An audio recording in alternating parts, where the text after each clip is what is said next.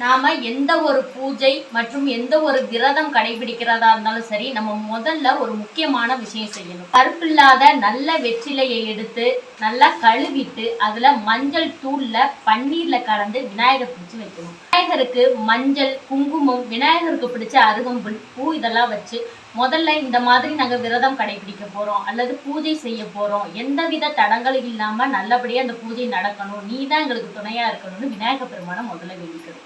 அடுத்ததா பித்தளை செம்பு அல்லது தாமிர செம்பு அல்லது வெள்ளி செம்பு, எவர் சில்வர் செம்பு எக்காரணம் கொண்டு பூஜைக்கு பயன்படுத்தக்கூடாது. அதை நல்லா சுத்தம் பண்ணிட்டு செம்பு நிறைய இருக்கிறது மாதிரி நல்ல தண்ணீர் நிரப்பிக்கோங்க. செம்புக்கு மஞ்சள், குங்குமம், பூ இதெல்லாம் வச்சு அந்த நல்ல தண்ணீருக்குள்ள ஜவ்வாது கிடைச்சதுன்னா கொஞ்சோண்டு ஜவ்வாது தூள் போட்டுக்கோங்க, பன்னீர் சேர்த்துக்கோங்க, சந்தன பவுடர் சேர்த்துக்கோங்க. இந்த நிறசெம்பு தண்ணியை தான் நம்ம குலதெய்வமா நினைச்சுக்கணும்.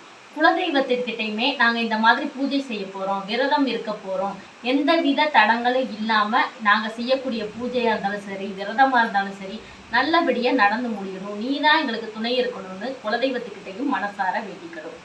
நம்ம விநாயகர்கிட்டையும் குலதெய்வத்துக்கிட்டையும் அனுமதி வாங்கிக்கிட்டு தான் எந்த பூஜையாக இருந்தாலும் செய்யணும், எந்த விரதம் இருக்கிறதுனாலும் இருக்கணும்.